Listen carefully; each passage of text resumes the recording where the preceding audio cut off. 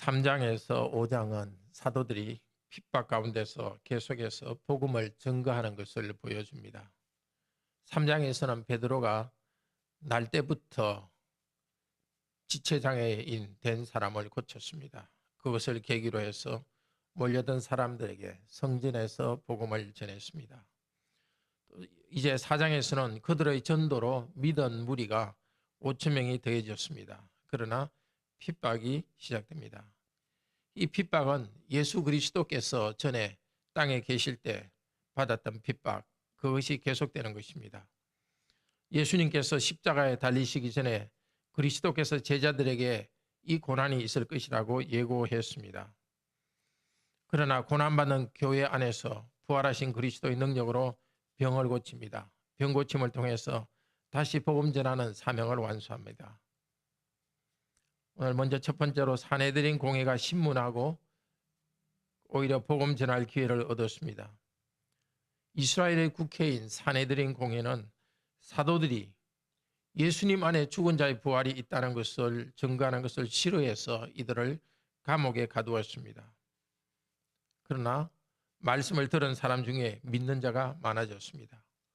말씀 전하는 자는 갇히더라도 말씀은 갇히지 않고 일합니다.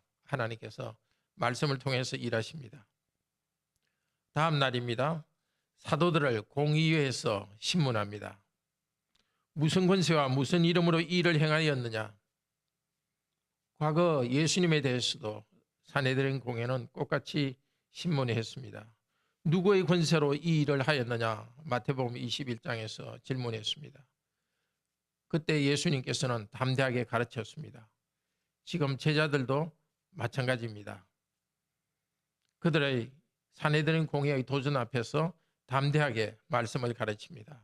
8절에 성령이 충만하여 가로되, 성령께서는 베드로에게 말할 내용과 함께 말할 수 있는 담력을 주셨습니다. 사도들은 예수님의 이름의 권세와 능력으로 가르쳤습니다. 예수 이름에서 담력이 나왔습니다. 그들은 재판받는 것을 복음 전할 기회로 삼았습니다. 그 병자였던 사람은 나사렛 예수의 이름으로 건강하게 되었다는 것을 증거하고 이 이름 외에는 구원받을 이름이 없다고 전도합니다.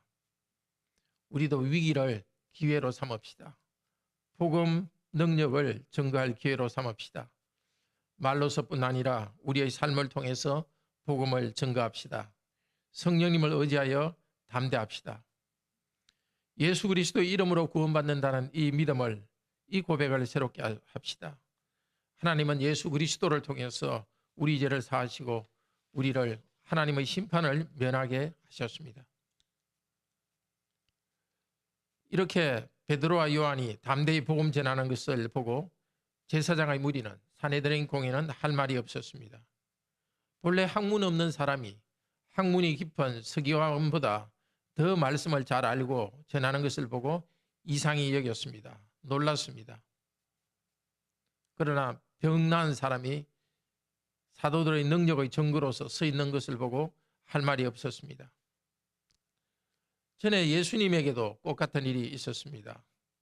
예수님이 행하시는 기적을 보고 사람들은 놀랐습니다. 예수님의 가르침을 듣고 놀랐습니다. 특히 십자가에 달리시기 전 성전에서 대답하시는 말을 듣고 놀랐습니다. 이제 몸이 하늘에 계신 그리스도께서는 땅에 있는 사도들 안에서 놀라운 일을 계속하고 있습니다. 대제사장들과 그 일파는 사도들을 협박했습니다. 예수 이름으로 가르치는 것을 금지했습니다. 사단은 다른 방법이 없을 때 협박입니다. 협박은 거짓말의 한 종류입니다. 사실상 힘이 없는데도 힘이 있는 것처럼 가장하는 것입니다. 사단은 성도들에게 있지도 않은 것, 일어나지 않을 것에 대한 두려움을 일으킵니다. 그런 거짓말에 흔들리지 맙시다. 그리스도의 복음과 일하심이라는 이 진리에 굳게 섭시다. 베드로는 도전적으로 말합니다. 19절에서 하나님 앞에서 너희 말 듣는 것이 하나님 말씀 듣는 것보다 옳은가 판단하라. 사람 앞에 서 있지만 베드로는 사실 하나님의 법정에 서 있습니다. 앞에 서 있습니다. 사람들의 말이 아니라 하나님 말씀 듣는 것이 더 옳다고 담대하게 말합니다. 우리도 하나님 앞에서 담대합시다. 강하고 담대함은 감정적인 것이 아닙니다. 하나님의 살아계심을 믿는 그 확신에서 나오는 태도입니다. 살아계신 하나님께서 우리와 함께 계신 것을 확신하고 하나님을 의지하여 담대합시다. 직분 앞에 담대합시다. 복음 전해야 될 직분을 주셨으니 하나님이 해석할 방법도 주십니다. 가정에서나 직장에서나 어디든지 복음의 증인으로서 담대히 살아갑시다. 이제 다음 장면은 사도들이 교회로 달려갑니다. 그래서 교회에서 함께 기도하는 장면입니다. 25절, 26절에서는 말합니다. 지금 시편 2편의 예언이 이루어지고 있는 것으로 판단하고 그 말씀으로 기도합니다. 어찌하여 열방이 분노하며 족속들이 허사를 경영하는고 주와 그리스도를 대적하는가. 바로 이 예언이 지금 예수 그리스도를 향해서 이루어졌고 지금 그리스도를 향해서 계속 성취되고 있습니다. 왕인 헤롯이 이방인 본디오 빌라도와 공모하여서 기름 부음 받은 종 그리스도를 십자가에 못 박았습니다. 우연히 된 것이 아닙니다. 하나님의 권능과 뜻대로 이루려고 예정하신 계획, 작정이 이루어진 것입니다. 하나님께서는 예수 그리스도를 우리 죄를 위한 속죄 제물로 희생하려고 예정하고 계획했습니다.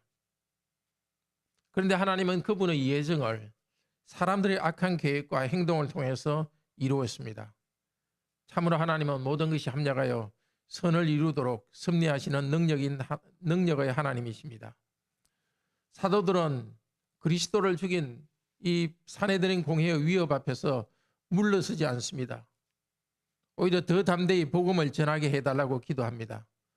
고난 가운데서도 더 힘껏 사명을 다하게 해달라고 기도합니다. 30절에 하늘에 계신 주님이 손을 내밀어 예수 이름으로 기적이 이루어지기를 기도합니다. 담대히 하나님 말씀을 전하기 위해서 필요한 하나의 수단으로서 기적을 구했습니다. 그들에게 병고침과 표적과 기사가 거룩한 종 예수 그리스도의 이름으로 이루어지기를 구했습니다. 표적은 동사로 만들면 나타낸다는 뜻입니다. 표적은 그 자체가 목적이 아니라 예수는 그리스도라는 것을 나타내는 수단입니다. 하나님은 기도에 응답하셨습니다. 31절에 제자들이 모인 그 건물이 흔들리는 표적을 보여주었습니다. 제자들의 마음에는 성령으로 충만하여 담대히 하나님 말씀을 전했습니다. 우리도 하나님의 주신 사명을 감당할 때 우리 능력으로 감당할 수 없는 일을 만납니다. 그리스도의 정인으로서 사는 일에 큰 장애물을 만나기도 합니다. 그때 교회로 달려가서 교회와 함께 기도합시다. 함께 하늘을 향해서 기도합시다. 물러서지 맙시다. 고통스럽더라도 직분을 완수하게 해달라고 기도합시다. 삼위 하나님은 사도들의 시대에 그 시대에 적절한 기적을 일어나게 하셨습니다. 하나님은 우리 시대에도 우리 기도를 들으시고 반드시 응답하십니다. 어떤 식으로 기적적인 일을 하실지는 주님께서 당신의 지혜 가운데서 결정하실 일입니다. 우리가 할 일은 담대하게 교회와 함께 기도하는 것입니다. 말씀의 지시를 따라서 소명의 자리로 나아갑시다. 가정으로, 직장으로, 학교로 나아갑시다. 하나님은 말씀의 전신갑주로 우리를 담대함으로 무장시켜 주십니다. 우리의 입술로 손발로 주 예수 그리스도를 증거하고 나타나기 위해서 세상으로 나아갑시다. 교회가 이렇게 성령으로 충만하고 말씀으로 충만합니다. 사도들이 권능으로 기적을 행하면서 주 예수 그리스도의 부활의 사실을 전했습니다. 그 결과로 성도들은 물질을 나누었습니다. 말씀을 받고 믿은 결과로서 삶의 변화가 나타났습니다.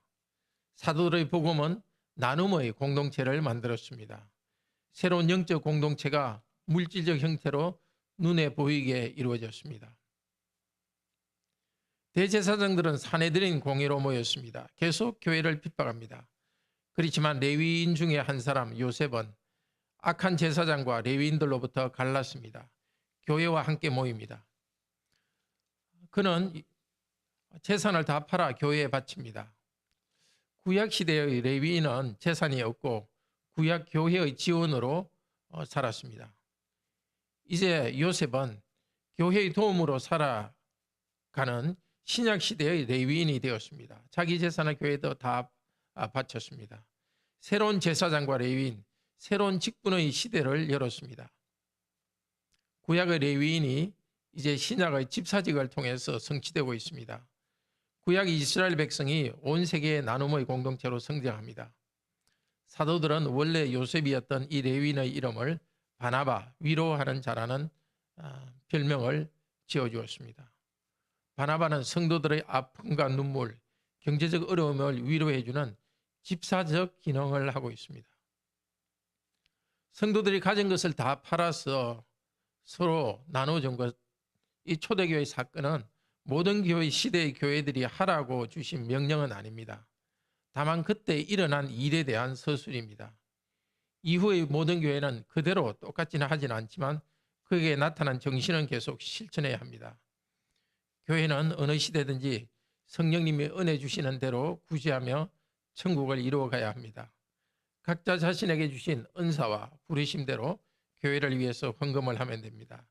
시간과 재능을 교회와 성도에게 바쳐서 교회를 세워가는 이것은 모든 성도의 임무입니다. 형제자매 여러분, 우리는 교회와 하나님 나라의 한 지체로 살아갑니다. 교회가 복음을 전하고 복음대로 살아갈 때 사단은 자기의 하수인을 통해서 협박합니다. 그러나 사단은 모든 것을 행할 능력을 가지고 있지는 않습니다. 모든 것을 알지도 않습니다. 그런데도 불구하고 마치 우리를 마음대로 괴롭힐 수 있는 권세가 있는 것처럼 거짓말을 합니다. 사단은 자기의 하수인을 통해서 우리 성도들에게 거짓말을 하고 협박합니다. 그들의 권위로 우리를 누릅니다. 그러나 하나님이 섭리 가운데 모든 것을 주관하십니다. 그의 거짓말대로 일어나지 않게 하십니다. 때로는 우리 자신의 생각이 우리를 협박하고 두려움에 빠지도록 사단은 일합니다. 위협과 협박 앞에 물러서지 말고 우리의 소명대로 행합시다. 기도하며 은혜를 구합시다. 특히 교회와 함께 기도합시다. 하나님은 말씀으로 응답하십니다. 동시에 성령님을 통해 담대함이라는 영적 에너지를 주십니다. 말씀에서 계속 성장합시다. 나눔에서 성장합시다. 우리처럼 약한 사람, 우리처럼 약한 가정을 통해서 성도의 공동체를 통해서 하나님은 당신의 거룩한 나라를 이 땅에 이루어 가십니다. 기도합시다. 자비로우신 하나님, 그때나 지금이나 외부 환경의 어려움을 통해서 우리가 위협을 당하기도 합니다. 그럴 때 하나님께서는 우리와 함께 하신 것을 저희가 다시 바라봅니다. 위협적인 그런 상황 앞에서 굴복하고 좌절하지 않게 하시고 교회와 함께 기도하면서 굳게 서게 하여 주소서. 이제도 예수 그리스도의 이름을 능력을 의지하여서 기도하며 그리스도의 능력을 경험하게 하소서. 죽었다가 부활하시고 하늘 높이 계셔서 다스리시는 예수 그리스도의 복음을 힘있게 전할 수 있도록 도우소서. 교회가 물질을 효과적으로 나누어서 힘든 성도들을 위로하고 격려하는 일을 계속하게 하소서. 우리 각자에게 주어진 직분을 주님 은혜로 감당하게 하소서. 이제 내일도 성도들이 다 함께 모여서 하나님을 경배할 수 있도록 예배의 시간을 저에게 허락해 주셔서 감사합니다. 오셔서 저희들의 경배를 받아주시고 저희들이 온전히 경배할 수 있도록 말씀을 저희들에게 풍요롭게 내려주소서. 여러 어려움에 있는 성도들 주님께서 돌보소서. 건강에 어려움이 있는 성도들, 물질적 어려움이 있는 성도들, 그 어려움에 좌절하지 않도록 도우시고 하나님께 기도하면서 격려를 받고 담대하게 그 어려운 환경을 헤쳐나가게 하시고 또 그 어려운 문제를 우리 하나님께서 풀어주시기를 원합니다. 무안의 항공기 사고로 인해서 슬픔을 당한 그 사람들, 유가족들을 주님께서 위로하여 주시옵소서. 이 나라의 정치를 주님께서 불쌍히 여기시고 대통령 탄핵과 관련한 일이 정의롭게 지혜롭게 이루어져서 이 나라가 정의로운 나라가 되도록 도와주시옵소서. 살아계신 우리 주 예수 그리스도 이름으로 기도드립니다. 아멘. 은혜로운 기도 시간 되기를 축복합니다.